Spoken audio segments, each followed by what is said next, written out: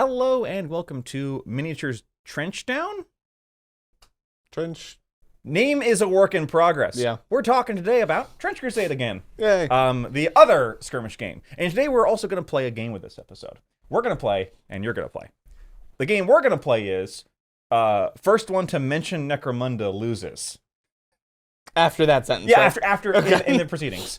And we have to try not to mention Necromunda, the other skirmish game that we dearly love. Mm-hmm.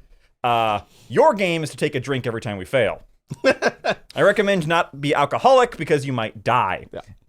So what are we talking about today? With Trench Crusade, I should say. We are talking about the best ways to get into it, and then how we suggest that you start it. Yeah. So kind of like we did our how to get started in the other game ages ago. So close. How do we get started in Trench Crusade? Mhm. So let's first start off with what do you need to acquire? Yes. Friends. Well, at least one. Yes. You need at least Friend. one. You need at least a friend. You could play a 2-player Trench Crusade campaign. Yeah. I would recommend at least 4. Yeah. Like playing. You could go one-on-one just over and over and over again, but that sounds boring. I mean, it actually could be kind of fun still. Yeah. More fun than other games that might be because they're the way the challenge system works. That's true. And the way it is supposed to be more equal. It's just based on number of games played. Mhm. So you need at least 4 friends. You need the rules. Where do you get the rules? That is trenchcrusade.com/rules. I actually don't know if that's the I actually don't know if it is that, but just Google Trench Crusade rules. Google Trench Crusade rules. There's It's a right there. physical book you could have pre-ordered through the Kickstarter, and I think you can buy now. I know they had a lot of trouble with delivering through the Kickstarter, that physical book. Yeah. Like everything else, they weren't quite prepared for the number of people who were going to back that. But what we're really saying is the rules are free. The rules are free online. But you need 2 different rules PDFs. Yes. Is the problem. Yeah. So even in this game, we can't quite escape the multiple book problem, can we? Well, there's a rule book, and then there is a model book. The Warbands of Trench Crusade Yes. rulebook. One of them has the rules, Mhm. but also has the campaign rules. Yes. So one is the main rulebook that has all the main rules, has all the campaign rules, but also all the weapons tables, Yep. All and the different armory, weapons. and other things like that, which can be kind of annoying Mhm. because then the Trench Crusade Warbands book is just one document, has all of the rules for all the warbands and all the sub-warbands, not counting the 2 extracurricular warbands. Yeah, which are not technically made by Factory Fortress, but they are sanctioned by Factory. Right, and we'll talk about those much later. Much later. But sometimes it'll say, like, so for example, oh, you're playing New Antioch, you can take a machine gun. Mhm. And does it say what the machine gun stats are in that book? No. No. You have to go to the other book. And man, it's Games Workshop all over again. Yeah, that's even kind of worse than Games Workshop. in I some ways. wish they had put the armory table in the Warbands of book. Yeah, I agree. And, like, granted, it's a PDF, so you could literally fix that yourself if you wanted to with some drag and drop. But that's, like, my one major Yeah, punchy. that's kind of annoying. So you need that. You need the 2 rules PDFs. There are others. Like there's one. No. The mercenaries are now at the end of Mercenaries are at the end of the Warbands. the Warbands book. So you need the 2 rules PDF. You need the friends rules, The friends. and you need models. New models. So where do you get models? Kind of anywhere. Right. It is simultaneously a game that really has a interesting and cool aesthetic, and the models that they give you for that are very cool and interesting. But you don't have to use them, so you can kind of use whatever you want. Yeah, you could very, very easily use Warhammer 40,000 models for Trench Crusade and 1-to-1 match almost everything in the game. Yep. And I'm not saying it's designed with that on purpose. Now, yes, that would be the wrong aesthetic. Mhm. Like a Space Marine is not the kind of diesel punk aesthetic of a New Antioch heavy infantry soldier. Right. But it's a big guy in armor with a gun. Yeah. So Use your imagination. kind of like we've talked about with other games, you can use your imagination a little bit. With enough imagination, anything is a Trench Crusade miniature. But really, where do you actually get the models? Like, there's one actual answer here. Oh, I guess now there's 2 actual Now answers. there's 2 actual answers. You could, if you exactly want the Strasstruppen of Free Prussia. I always want to say Stropen. I don't know. Yes. I think that's a Danish like pasta. The Barbara Streisands of Free Prussia. If you want the Prussian Stormtrooper miniatures, Those are available in game plastic. stores. Yes, in plastic. in game stores. Our local store had some. We're some. still out of stock. We are. But there's more coming, along with some other things possibly. Yes. We've heard. No, there's rumors abounds around the internet that we are getting a Wave 2 of plastics. But we don't know yet. We don't know what's going to be in them. But other than plastic, the real answer is 3D printing. yes. Now, does that mean that you have to 3D print to play Trench Crusade? No. No, but I think we would be lying and kidding ourselves if we said that wasn't the best way. That's true. I don't think it's severe enough that if you don't have a 3D printer or a friend with one that you can't play Trench Crusade. I agree. What you would instead go for, what I would recommend if you don't have a 3D printer, is look into historicals of the World War I period. That's fair. Specifically, War Games Atlantic makes plastics for World War I troopers that you could very easily grime up. Demons you can find anywhere. Yeah, those are Weirdo you get D&D minis for that. Weirdo religious people with flails and stuff you can find anywhere. So you can absolutely do it, and I think it is worth it. Kit bashing is a thing. However, the STL scene for Trench Crusade is bananagrams. hella bonkers. Yeah. It's through the roof. Factory Fortress, the makers of Trench Crusade, of course, sell their own line of STLs. They're gorgeous. They're gorgeous. They're expensive. They're expensive. They're expensive for STLs. The Warwolf costs $20, which, like, let's be honest here. That's kind of a Overton window shift thing. Like, $20 for a single large model on a 50mm base. It's actually not that much if you're comparing from Games Workshop standards. Yeah. Like, whereas a 50mm model is going to be like 60. Right. Games Workshop standards, like the things that you would use as the amalgam. Yeah. Because I know you just printed an amalgam to use as something else. Or your Court of the Seven-Headed Serpent Leader. Like, that would be a $60 to $80 model. Yep. And Factory Fortress will give it to you for $20. Yep. Or they sell these little warband packs that don't contain everything. Yeah, it's like a starter warband. For like $60, which is about the cost of a gang box from the other game. So I think the last time I looked, I'm not 100%, but if you get one of everything from the faction, it's like just about $100, like just over 100. Which is still pretty good. I think that's GW brain poisoning. It is. Well, I mean, getting the ability to print an entire faction as much as you want for $100 is pretty good. And I'm playing Devil's Advocate here because this is a game about heaven and hell.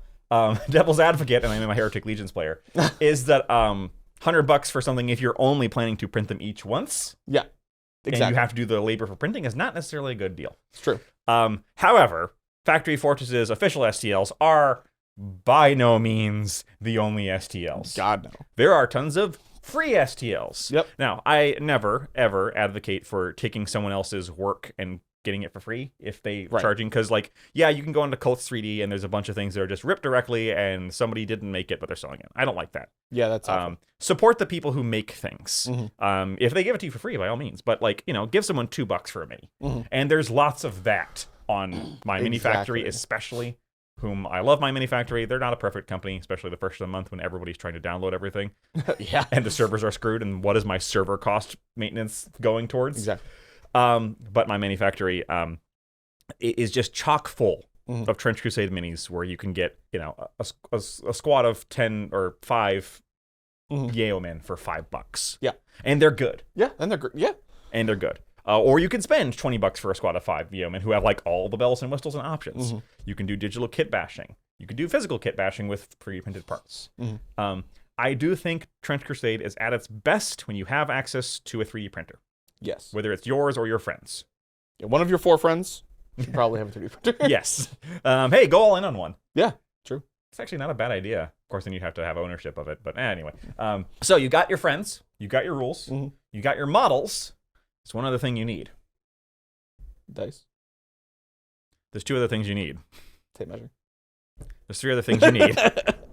So, all right, Josh, just tell me what it is. I guess we should clarify because people don't necessarily know. That's true. They haven't played the game. Yes, you do need D6s. Yep. Everything is good old-fashioned 6-sided dice. You probably want some kind of token or counter to represent blood markers, which are kind of your wounds-ish, and blessing markers, and maybe one green one for infection markers if anybody's playing Black Grail. Yeah, depending on how disgusting you are. Yeah. So yeah, your usual accoutrement of tokens, markers, measuring tapes. Yep. No, the last thing you need is terrain. Terrain. Oh, that other thing. And I will say, this is the one sticking point of Trench Crusade. The required terrain, okay. You can play with basically any terrain. Yes. Because there's different kind of boards where it's like, no man's land, or you can pack it with play little towns. You could play with historical terrain. Oh, easily. World War I or World War II. You could play with just random sci-fi terrain and just say whatever the heck. You could say it's a demon realm.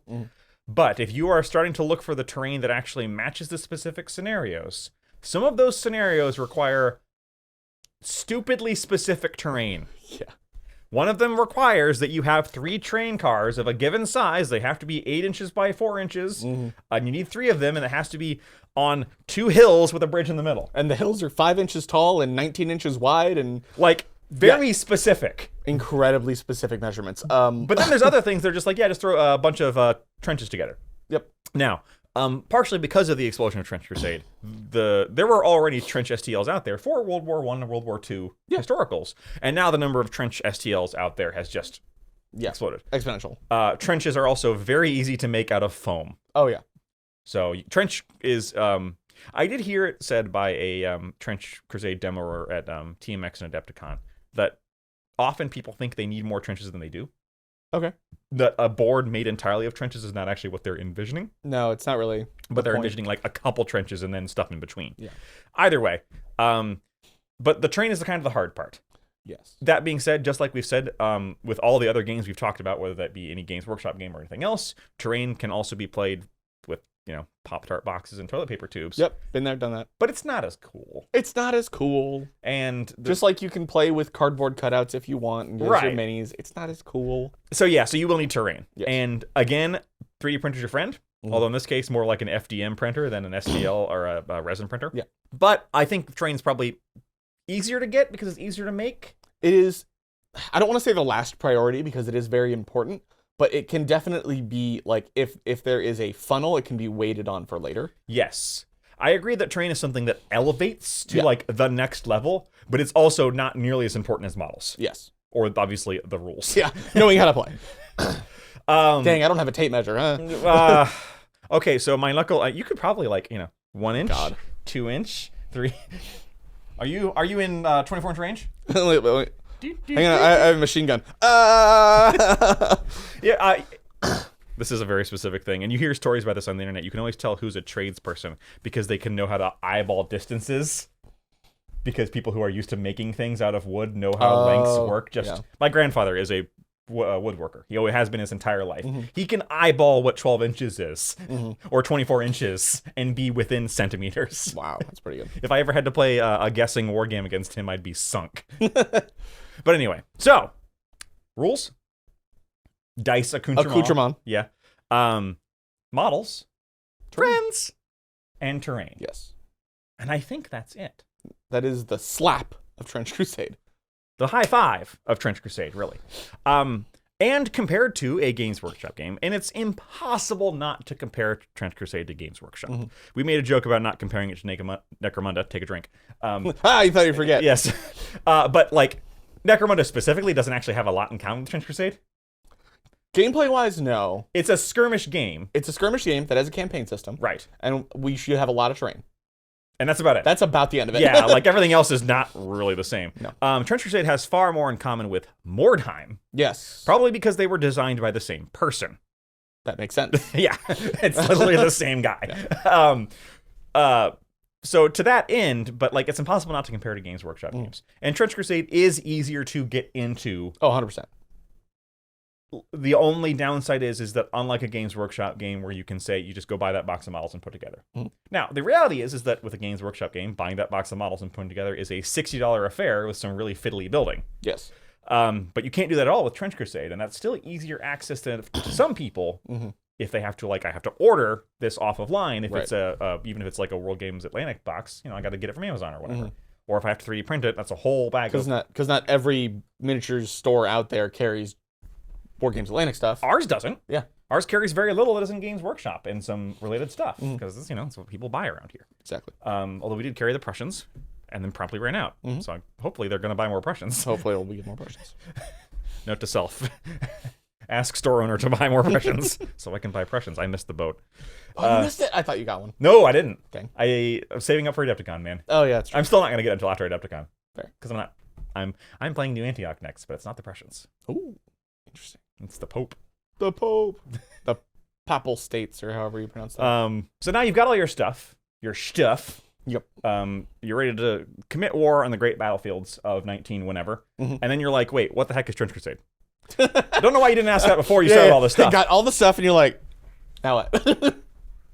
Look me in the eye and say you haven't done that with games, though. I can't look you in the eye and say it. I've bought models and stuff for games and then later looked into it. I have an entire... You know who you are, because you're going to razz me for this, but I have an entire unopened box of Infinity. the ever-flowing Josh, I kind of want to play Infinity. I kind of don't want to play Infinity. Kind of don't want to play Infinity. I have no idea how to play Infinity. So here's how to play Infinity. Wait, no. Trench Crusade. Yeah. Just hard cut to Infinity. So, what is Trench Crusade? 40,000 foot view. Yes. Oh, you're asking me? Yes. I don't know. You don't know? No. If you're asking me the lore, that's a mistake. Basically, demons invaded during the Crusades, and now we're at war with demons instead of each other. During the first Crusade, some Templars did a naughty and opened something they shouldn't have. Yeah. And demons invaded and wiped out lots and lots of humanity, and humanity has been a 1,000-year-long war ever since. Well, I guess not a 900-year-long war. Sure. It's roughly early 1900s. Yeah, it's like 19... It's basically World War I, but with demons and hell. World War I filtered through the I know I've made this joke before. World War I filtered through the album cover of a metal band you bought to upset your parents. Oh yeah, like that's literally what it is. Yep. It's like a Gwar show, and sometimes some of the art is literally very like would fit at home in a Gwar show. Yeah, that is a crossover I want to see. They make the next subfaction. Gwar just designs it. And that's the loose end of it. Forces are roughly divided into holy and fallen. Holy are the people nominally on the side of... They go to great lengths not to say good and evil. Yes. Which is kind of weird, because if one side is literal Satan... yeah, one side is demons from hell, and the other side is like... Like, we're not going to get into it, because we all have a lot of complaints about the Catholic Church sometimes. But when one side is actual literal hell, and the other side is, in this universe, nobody is on the fence about whether God exists or not, because there's something called the Metachrist. Yeah. Angels have come down and wrecked face. Yes. This is no longer a debate. Richard Dawkins doesn't have a job. So there's the side of holy, and then there's the side of the fallen. And each one has 3 factions. Holy has trench pilgrims, who are basically religious fanatics. Yes. Unsanctioned by the church, but they're all super holy, and they're all about that holy stuff. There's New Antioch, which is kind of your organized military of the Christian church. And then there's the Iron Sultanate, which is the Muslim lands came together into one giant banner. And that's their army, behind a really big wall. And on the fallen side... there is the heretic legions, which is the human that worship... well, pseudo-humans that worship... They definitely were humans at one point. Yeah, they are humans or were at one point. Yes, except maybe the werewolf. Or the artillery witch. We're not sure about that those one. are both artificial, right? Yes, they are. That is weird. Then there is the Black Grail, which is Beelzebub's legion, who is not in the Court of the Seven, who is the final faction.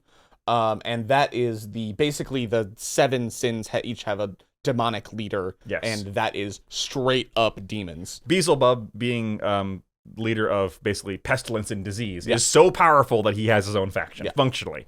I thought he just dismissed them. Well, it says in the lore, which I know you don't read, that there are spaces in the court of the 7-headed serpent. One of them is Beelzebub. He just doesn't care. He's too busy doing his own thing and has so much power that he doesn't have to. So his seat is just constantly fought over by smaller people or whatever. And the demons, court of the 7-headed serpents, full demons can't set foot under earth. Right. Because if they do that, then God can fully retribute, which means the end times. Yeah. That's, people are like, well, why hasn't the end times happened? Because the demons haven't actually got here. They figured out a loophole where they can possess animals. Oh, I didn't realize that. That's why all the court of the 7-headed serpent models have like are animalistic. They're all, Interesting. it started with just like normal animals, and then they, stitched them together or other weird things and possessed them. That's how you get demons on Earth without actual God literally being allowed to come down and like start throwing laser beams or whatever. So what you're telling me is I shouldn't put literal Lucifer in my warband. I mean, you could just say that he is possessing somebody who looked a lot like Lucifer. Fair enough. Do whatever you want. Sorry, YouTube algorithm, for saying the word Lucifer. Yeah, I mean, we've said hell and Beelzebub and Christian so much. We're going to get some weird comments on this one. And by the way, commenters, I don't want to hear any of that. And by that, you know what I mean. Yeah, I know. Okay? No. Thanks. Exactly. Actually, no, go ahead. Feed the algorithm. But I will block you. And Shadowband, and Shadowband, and Shadowband. Looks like you're going to the Shadow Realm, Jimbo. So that's the factions. So obviously, you got to pick which faction you like. Compared to Games Workshop games, it's a little more difficult to break the factions down. Yes. Because they're a little more standardized. Following the DNA of something like Mordheim, where things were kind of all could do kind of the same thing, but factions still definitely had their own very own unique flavor. So, for example, Court of the Seven-Headed Serpent is about your few really big, powerful models and a bunch of mooks who are literally there to get hurt so you can power your spells. Yes. Like, as that's what I say. Yeah. Black Grail is all about being, you're so diseased and pus-ridden and pestilized that you are very, very difficult to kill. Their whole shtick is being very, very difficult to kill with not a lot of ranged attacks. Yeah. Except for the one model that has all of the ranged attacks because it has 6 arms. Yeah. But their shtick is being very hard to kill. New Antioch has all of the guns. Yep. Which guns would you like? All of their stats are bad, and they make up for it with equipment. Yes. All the guns and very good armor. Yes. On their mechanized infantry. Trench Pilgrims have a lot of, oops, I don't die. Yeah. Because of faith. So a lot of ability to ignore things like fear and fire from other sources, but they don't have very good guns because they're low tech because they're not like supported by the church. Right. And then Heretic Legions is kind of a do a little bit of everything. Yeah, they're definitely a little of everything. I see them as kind of the opposite of, well, not the opposite, but kind of the bad side of Antioch. Yeah, they don't have nearly as good guns, but their stats make up for it. But they have better stats and they have better access to BS. Yes. Basically. They do a lot of BS. And then there's Iron Sultanate, which has kind of some of the worst base troop guns of people who have guns, but they're very hard to connect with. They also have the most interesting like technology. Yes. In that they have weapons that no other faction has access to. Yes, they are very different from the other two holy factions. Like literal time manipulation on their assassins. Yeah, their assassins are literally Prince of Persia assassins. Yeah. Like they walk through time, stab you, or shoot you with an arrow and then teleport next to you and nothing personnel kid, and then teleport back. One of the assassins has a move where if you can charge 2 people, you can charge both of them, hit them once, and then go back to where you were. Yep. And it's great. It's really cool. Tormentor Chain cancels that, by the way. Oh, dang it. Well, it's got barbs on it. Or the Goetic Warlock's hug. Gives you a big hug. No, get away. So all the factions do have their own identities. You kind of want to, as always, like, I am personally a models first type. I completely agree. I picked my factions by finding the models of factions that I wanted to play, and then I went from there. So I'm playing Heretic Legions right now because I found these like really cool corrupted clockwork guys from Westphalia Miniatures, and that's my Heretic Legions. The mechanics came secondary to me. Yeah. My first warband was Court of the Seven, and I did Pride because I had a really cool like floating angelic like no-faced halo thing, and I was like, that could be a Pride demon, sure. Yeah. And I made my whole warband about like worshipping these things that are actually kind of sort of demons. Yeah. And on the other hand, if you're more mechanics focused, flip through the rules, see who has access to what kind of BS. We will talk about all those in detail in later videos. Yes. Giving you nice some warband deep dives, and pick which one you like. The game mechanics are interesting. Yes. They're easy but deceptively deep. They're to be very cliche. The simple to start, but difficult to master. Exactly. I will say not actually difficult to master. No, not really. Compared to a lot of Games Workshop games, this does not have the depth. No. And I don't mean that as a bad thing. It's not meant to. This is, I will say one thing right off the bat about Trench Crusade. This is not a tournament game. Oh, God, no. Even more. We say that a lot about Necromunda. Take a drink. But like almost even more so. I agree. Trench Crusade, I really only think has juice. And we talked about this in our Why We Like Trench Crusade video. Really only has juice as a campaign game. And if you're trying to like super balance it, you're going to have a bad time. Yeah. Good luck. But everything is based around 2d6. Mm-hmm. You have 2 dice, d6s, and whenever you want to do something that is contested in some way. Yeah. So not just moving, but you have to make what's called a success roll. And you're always looking for 7. And that, correct me if I'm wrong, that never changes. Nope, never changes. Ever. There is nothing in the entire game, as far as I am aware, that you look for anything other than a 7. Correct. I guess except injury. That is true. Well, even then, a knockdown starts on a 7. Right. But you're looking to kill someone, you need a 9. You need a 9. We'll get to that. So everything starts with a 2d6. You're always rolling 2 dice. Well, sorry, correction. You're always starting with 2 dice. Your base is 2 dice. And you're always looking for 7s. Which, by the way, is like a 58% chance to roll. Yep. So more often than not, things will happen in Trench Crusade, which I think is a good shout. Mm-hmm. Because it's not like the infamous 4-up to hit, right? Mm-hmm. Where 4-up is like a 50-50 shot. And 50-50 always feels like less than 50-50. Yeah, I agree. Because, you know, the human brain has a tendency to remember our failures more than our successes. Mm-hmm. Or remember the negatives. So even like hitting on a 4-up feels bad. Only hitting on a 3-up is good. Mm-hmm. Whereas in Trench Crusade, everything hits on a 7. Mm-hmm. Now, what modifies the math is the plus and minus dice system. Yes. Things that are good for you, succeeding your roll, give you an additional dice. You still only pick 2 of the dice, Mm-hmm.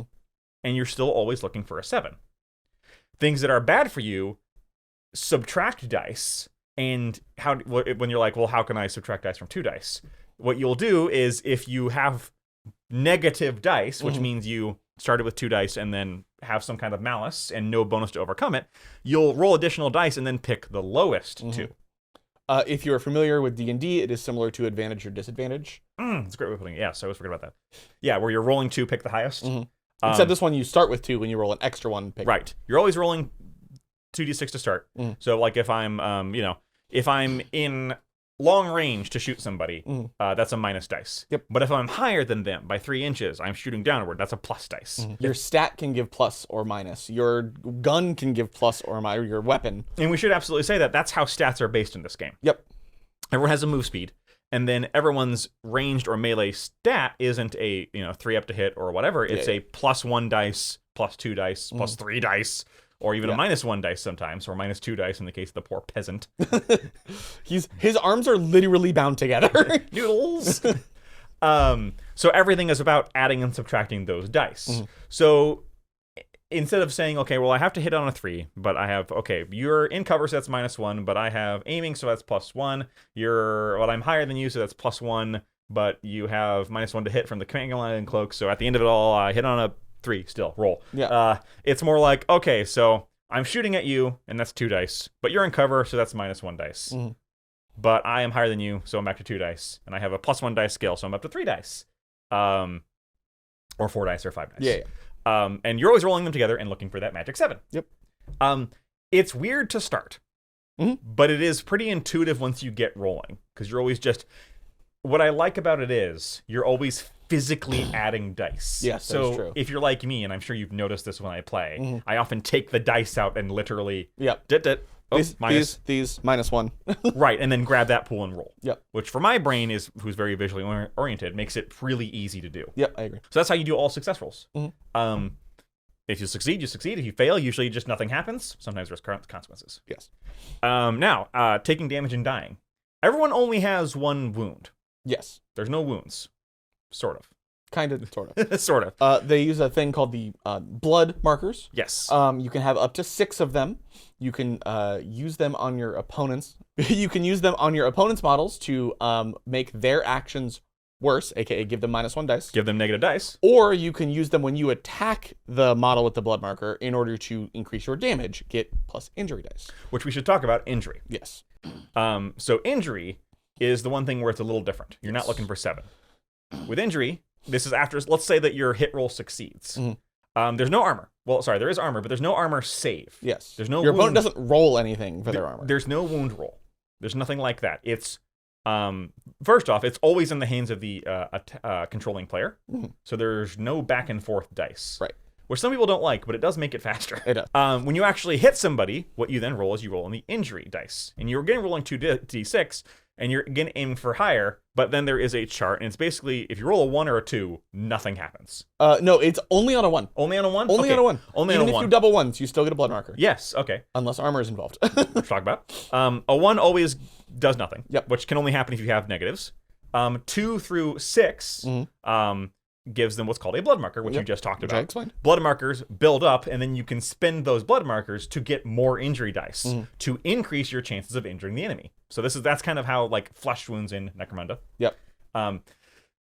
7 through 8, you blood marker them and then knock them down, which has the predictable consequences of they have to get back up and they're slower and they're more easier to like damage and kill. And there are things that like actually get to like step on people when they're down or stab them through the eye slits or there's you can't coup de grace in this game. No. But you can get bonus to injure things that are knocked down. There are things that say if you're knocked down near me, you can't get up. Yeah. There are things that say I get attacks against knockdown things. Yeah. So there's a whole range of.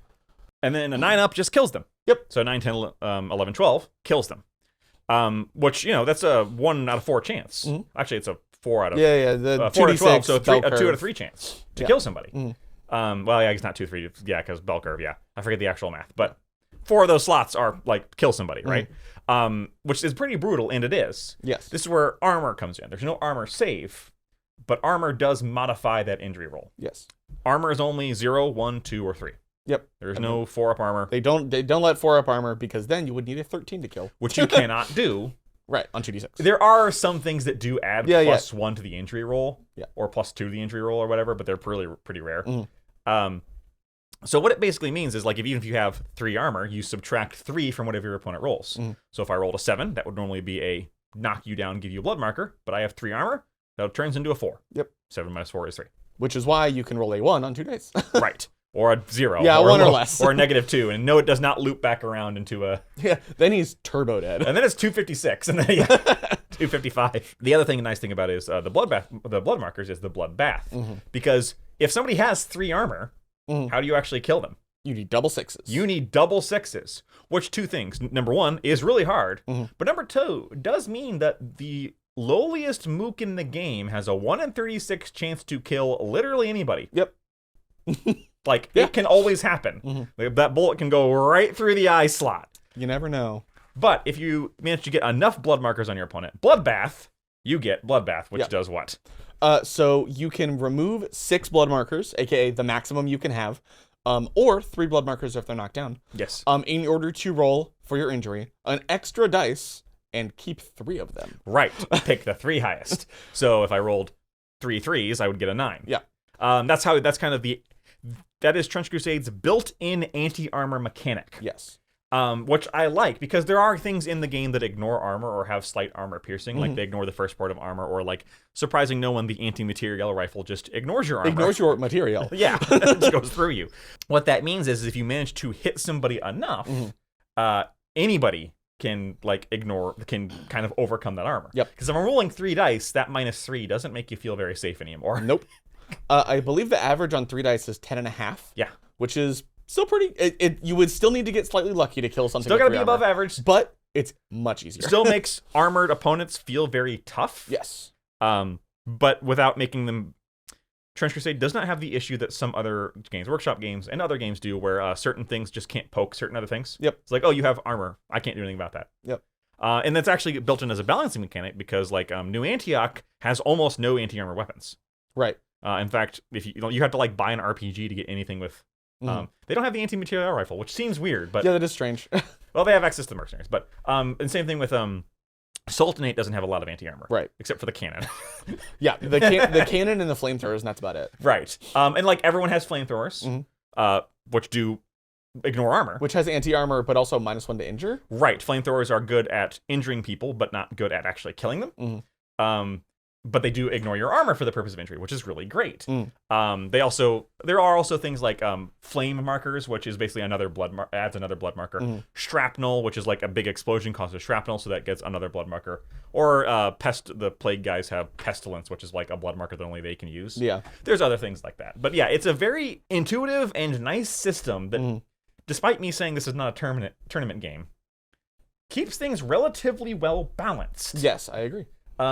You don't in Trench Crusade, I don't I have not had the problem yet. Discounting like the super mooks. Like there are some guys who are not meant to be killing anybody. That start with a -1 stat. Right. I very rarely feel as if a shot is not worth taking. Yeah. It's not like 40k where it's like, okay, my guardsman hits on a 4, and then I wound you on a 5, and then you have a 3-up armor save. Yep. And then... So if I do this math, I don't like this math. Right, yeah, it's like 0.001% or whatever. Yeah. Like, the math ain't great. This one, the math is never worse than 136. Right. True. Which is not bad. Yeah. And I like that about Trench Crusade. That's one of the things we liked about it. It is fairly balanced. Mm-hmm. And that's kind of it. That's kind of the soul of the game. Yeah, that's the gist of it. As far as mechanics go. Mm-hmm. But the actual soul of the game is in the campaign. Yes. So the campaign is, again, I keep saying interesting. But it is. It is based purely on... So everyone starts with a certain number of points, which is called ducats. Mm-hmm. Which, if you don't know, the ducat or ducat, I don't know how it's pronounced, was the... Ducat just sounds funny. I think it's ducat. I actually think it is ducat. Yeah. D-U-C-A-T, because it is the Duke's currency. Oh, I didn't know. Yes. Because it was from the Duchy of Vinci, or rather, Venice. When that was the trading capital of the entire world, they had their Duke's currency was the ducat. Yep. So that's where that comes from. History lesson. Yeah. So the ducat is a real thing. I knew that. Yes. That's what your points. Your credits, if you will. Everyone starts out with 800 ducats, unless you're playing the Pope. It doesn't count. Oh, no, you start with 700. 700? Yeah. Yes, you're right, 700. Everyone starts with ducats, which are 700 points. You spend those points on your guys, all the stuff you'd normally think. Everyone costs amount. Their equipment costs an amount. You put them together. There are restrictions on the number of guys you can bring, yada, yada, yada. But the way advancement in the campaign works is after every game, for the first game, no one's allowed to bring more than 700 ducats worth of points. Right. For the second game, no one's allowed to bring more than 800 ducats worth of guys. Even if you have more ducats than that. Yep.